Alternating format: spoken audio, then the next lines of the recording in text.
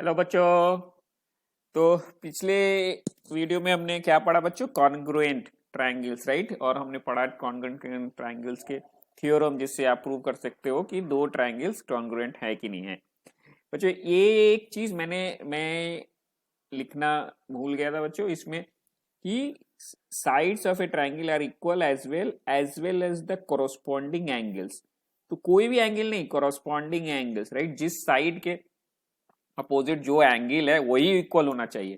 For example बच्चों ए B सी है, ये मैंने आपको कॉन्सेप्ट में तो समझाया, बट ये नोट में नहीं लिखा था, इसलिए यार ध्यान, फिर से मैं आपको ध्यान दे रहा हूं। अगर ए बी सी है और ये साइड इसके बराबर है, ये साइड इसके बराबर है और ये साइड इसके बराबर है, तो एस एस एस थ्योरम से तीनों साइड्स बराबर के कारण ए बी सी और डी ई एफ कॉन्ग्रुएंट तो हो गया। लेकिन बच्चों एंगल्स वही वही इक्वल होंगे जो उनके कॉरस्पॉन्डिंग साइड्स के अपोजिट है। तो ए साइड के अपोजिट एंगल एक्स है, तो चूंकि A B is equal to D E, तो इसके अपोजिट जो एंगल होगा एक्स वही इक्वल होगा, ये और ये नहीं हो जाएगा, समझ रहे हैं। उसी तरह इसके अपोजिट वही एंगल होगा। फॉर एग्जाम्पल इसके अपोजिट एंगल वाई है, तो इसके भी अपोजिट एंगल वाई होगा। सिमिलरली इसके अपोजिट अगर एंगल जेड है, तो इसी के जो साइड बराबर है, बीसी के बराबर ई है ना, बीसी के बराबर आपका ई एफ है, राइट। तो उसके अपोजिट का साइड बराबर होगा, समझे बच्चे। तो कॉरस्पॉन्डिंग बहुत इंपॉर्टेंट है, ठीक है बच्चों। तो अब बच्चों हमने तो चार थ्योरम पढ़ा, और एक और थ्योरम जो एक्सटेंशन है इस जो हमने पढ़ा हुआ था उसी के वन ऑफ द थ्योरम का, वो थ्योरम कहता है बच्चों कि अगर दो एंगल्स इक्वल है और one of the sides corresponding to these two angles equal, तो वो भी ट्रायंगल, वो दोनों ट्रायंगल भी कॉन्ग्रुएंट होंगे, राइट। जैसे फॉर एग्जांपल बच्चों ए बी सी और ये आपका डी ई एफ है, तो आपको सिर्फ ये पता है कि दो एंगल्स इक्वल है, मतलब अगर ये एक्स है, ये भी एक्स है, ये वाई है, ये भी वाई है, समझे। तो दोनों बराबर हो गए बच्चों। और x के कोरस्पॉन्डिंग साइड्स क्या है? मान ले x के कोरस्पॉन्डिंग साइड्स ये है, not including the side which is other than the including side. अगर इंक्लूडिंग ये और ये बराबर हो तो बच्चों ये तो आप प्रूव कर दोगे सीधा सीधी, किससे? ए एस ए से two angles and the including side. But इसमें ये अभी पता नहीं है आपको कि whether A Y is equal to D F.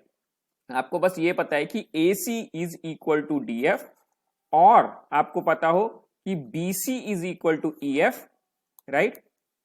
BC is equal to EF. Any of those things you know, then you will be also able to prove that these two triangles are congruent. कैसे? रुकिए मैं बताता हूँ फिर से, right. थोड़ा सा erase कर लेते हैं बच्चों।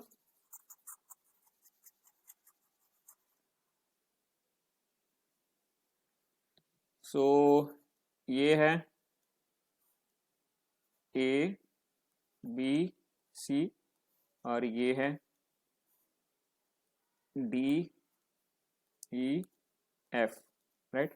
बच्चों इसमें क्या है? ये एंगल x है, राइट, ये भी एंगल x है, ये एंगल y है, ये भी एंगल y है बच्चों, राइट। अब x के कॉरस्पॉन्डिंग साइड क्या है? AC, और ये इक्वल टू DF, ये आपको दिया हुआ है। अब प्रूव करने कॉन्ग्रुएंट है कि नहीं। अब बच्चों इन ट्रायंगल ABC में आपका एंगल C क्या होगा, राइट। याद करो बच्चों, sum of the three sides of a triangle 180 degree होता है, तो angle C is what? 180 degree minus x minus y, right. In triangle DEF बच्चों वही होगा, एंगल F जो है वो क्या होगा? वो भी 180 degree minus angle y minus angle x होगा। इसका क्या मतलब है बच्चों? एंगल C और एंगल F तो बराबर हो गया, इसका मतलब ये भी z है, ये भी z, राइट। नाउ अगर आप देख सकते हो बच्चों कि ये z है, ये x है और ये y, इसका मतलब तीनों एंगल्स बराबर हो गए। अब triangle ABC and triangle DEF में बच्चों आप क्या देख रहे हैं कि x और z जो है वो इक्वल है, और उसके बीच का जो साइड है AC और DF, राइट, वो भी इक्वल है, right. So you can say that angle A is equal to angle D, angle C is equal to angle F, right, and AC is equal to DF. बच्चों याद करो first theorem, one of the theorem last class में क्या था, ASA, right. दोनों angle अगर equal है और बीच का जो साइड है वो भी सेम है, देन ट्रायंगल्स आर कॉन्ग्रुएंट. तो उससे आप प्रूव कर सकोगे. Therefore triangle ABC is congruent to triangle DEF, right बच्चों. सो दिस ASB रहे बच्चों, right, cross two angles equal and one of the sides corresponding to one of these angles are equal, then they are also congruent. and ये आपको ASA से आपने prove कर दिया, right. अब बच्चों एक और इंपॉर्टेंट चीज दिखाता हूं, जो हमने RHS प्रूव किया था ना, वो भी एक्चुअली SSS थ्योरम का ही पार्ट है, राइट. रिमेंबर हमने क्या बताया था RHS थ्योरम से बच्चों, कि दो, अगर कोई राइट एंगल ट्राइंगल है, फॉर एग्जांपल जैसे आपको बच्चे ये एक राइट एंगल ट्राइंगल है, ये एक राइट एंगल ट्राइंगल है, तो ये आपका ABC है और ये DEF है. इसमें RHS थ्योरम से बच्चों हमने क्या बताया था कि अगर ये दोनों राइट एंगल ट्राइंगल है तो ये 90 डिग्री, ये भी 90 डिग्री, और दोनों के हाइपोटेन्यूज सेम है, मतलब AC is equal to DF, और one of the sides, right, one of the sides क्या, AB और BC में से कोई भी एक साइड इक्वल टू इधर DE और EF, तो हो जाएगा सेम. मान लो AB ये इज इक्वल टू EF कर दो, राइट बच्चों. तो ये इससे आप कह सकते हो कि ये ट्रायंगल कॉन्ग्रुएंट होगा, राइट. सॉरी, इसको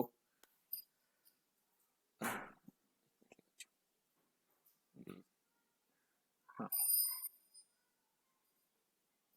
डबल लाइन.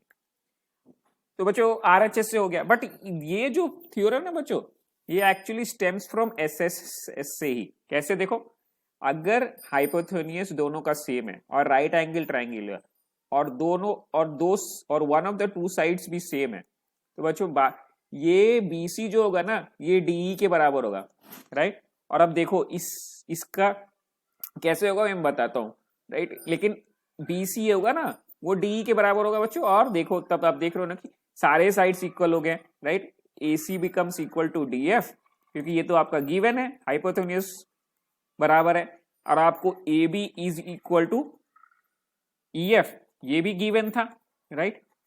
और हम प्रूव करेंगे अभी कि BC is equal to DE.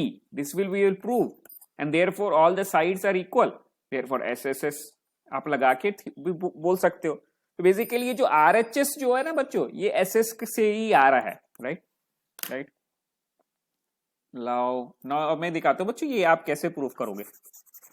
हमें क्या प्रूव करना है कि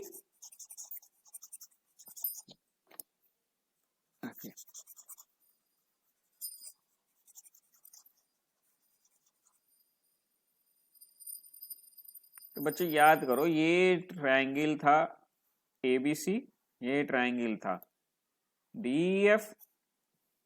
तो बच्चों ABCDEF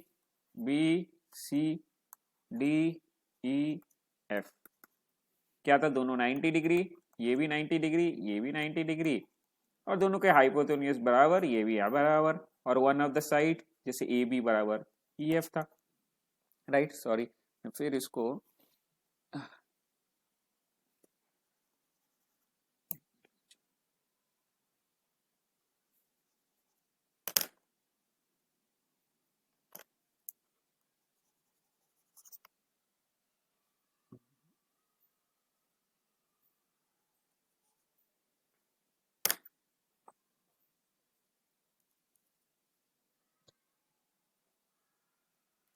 ये AB बराबर EF था.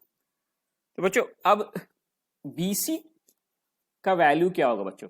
रिमेंबर बच्चों पाइथागोरस थ्योरम क्या कहता था कि जो हमें BC का वैल्यू निकालना है, पाइथागोरस थ्योरम याद करो, पाइथागोरस थ्योरम क्या कहता था, in a right angle triangle बच्चों, hypotenuse square AC square will be equal to sum of AB square plus BC square. ठीक है। तो मान लो भाई भाई इसको z मान लो बच्चों, तो ये भी z हुआ, ये तो गिवन है ना, बराबर है दोनों, और इसको x मान लो तो ये भी x हो गया बच्चों, राइट राइट। सो अब इसमें बी सी स्क्वायर क्या हो गया बच्चों, A C square minus A B square which is equal to क्या हो गया बच्चों, ए सी कितना है Z square minus A B square क्या हो गया एक्स स्क्वायर, और B C is equal to what, root over Z square minus X square, तो आपका बी सी वो हो गया। अब आ जाओ बच्चों इस एंगल में डीईएफ में, डीईएफ में भी चूंकि ये भी 90 डिग्री है तो पाइथागोरस थ्योरम लगाओ बच्चों। पाइथागोरस में क्या करेगा, D F square will be equal to DE square plus E F square, और डी एफ कितना है बच्चों, गिवन हमें कितना है जेड स्क्वायर, और डी स्क्वायर क्या है ये हमें पता करना है बच्चों, प्लस ई एफ स्क्वायर क्या है एक्स स्क्वायर, तो Z square minus X square is equal to D square बच्चों। तो डीई क्या हो गया, डीई हो गया बच्चों root over Z square minus X square. अब आप देख रहे हो डी बराबर Z square minus X square, B C बराबर Z square minus X square, अगर आप उसको 1 बोलो और इसको 2 बोलो तो बच्चों देख रहे हो डी और बी सी बराबर हो गया, इसका मतलब this is also equal to this, right. तो अब आप देख रहे हो कि सारे साइड्स इक्वल हो गए, यही प्रूव कर रहा था मैं, ठीक है बच्चों, ठीक है ये हो गया। और बच्चों एक इंपॉर्टेंट चीज और मैंने बताई थी आपको कि एसएस थ्योरम होने पे तो कॉन्ग्रुएंट होगा, अगर तीनों साइड्स इक्वल होंगे तो दोनों ट्रायंगल्स इक्वल होते हैं, राइट। बट अगर तीनों एंगल्स इक्वल होना तो जरूरी नहीं है कि वो कॉन्ग्रुएंट हो, राइट। फॉर एग्जाम्पल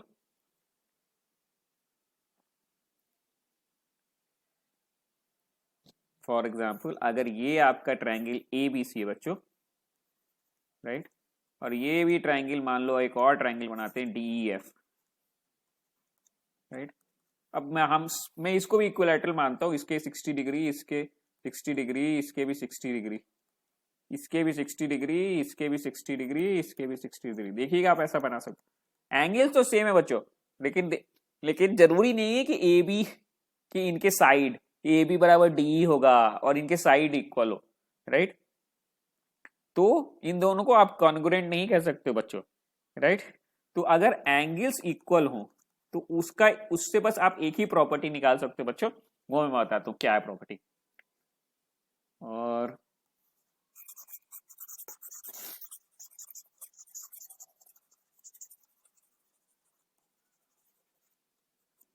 तो बच्चों जैसे अब मैं इसको प्रॉपर्टी 10 कहूंगा, प्रॉपर्टी 10, राइट। और ये बच्चों प्रॉपर्टी करता है if all the angles of two triangles are equal, then the ratio of corresponding sides of equal angles will be same। बस रेशियो ही सेम होता है बच्चों, समझ रहे हो। फॉर एग्जाम्पल इसमें मान लो आपका ये ए बी सी एक ट्राइंगल है बच्चों, इसमें ये ट्राइंगल है डी ई एफ। अब बच्चों इसमें मान लो ये वैल्यू x है, ये वैल्यू मान लो x है, ये वैल्यू y है, इसमें ये वैल्यू है y, और इसमें ये वैल्यू z, तो ये z। तो ऑब्वियसली ये आप प्रूफ नहीं कर सकते हो कि ट्रायंगल कॉन्ग्रुएंट है, बट आप ये प्रूफ आप ये प्रूव्ड है, and you this is a theorem कि x के अपोजिट का जो वैल्यू है, x के अपोजिट क्या है बच्चों BC, सो BC, और यहाँ z के अपोजिट क्या है, सॉरी x के अपोजिट इस ट्रायंगल में क्या है z के अपोजिट D, राइट। ये है, ये एक हुआ। दूसरा है बच्चों y के अपोजिट क्या है AC, राइट, तो y के अपोजिट AC है, और यहां y के अपोजिट क्या है बच्चों EF, ये हुआ EF, राइट। और इस ट्रायंगल ABC में z के अपोजिट क्या है बच्चों ए बी, राइट। और इसमें z के अपोजिट क्या है बच्चों, डी एफ, राइट। तो ये सब वैल्यूज मिल गए आपको, x के अपोजिट बी सी, x के अपोजिट इधर डी। तो इन दोनों का ratio B C by D जो रेशियो होगा बच्चों वो इक्वल टू होगा A C by E F, right, और A B by D F. समझ रहे बच्चों। सो ये जो नीचे है सारे डिनोमिनेटर में आपके दूसरे ट्राइंगल्स के वैल्यूज और न्यूमरेटर में पहले ट्राइंगल्स के साइड्स के value, right, A B C के सारे values, B C A C A B, इसमें सारे डी ई एफ। जो only thing you need to make sure this ratio is always about the sides which are opposite to the same angle, right? For example x के opposite BC है तो यहां भी x के opposite DE का ही ratio आपको लेना हो। ठीक है बच्चों, तो यही आप प्रूव कर सकते हो अगर टू एंगल्स के साइड बराबर हो। ओके बच्चों, थैंक यू।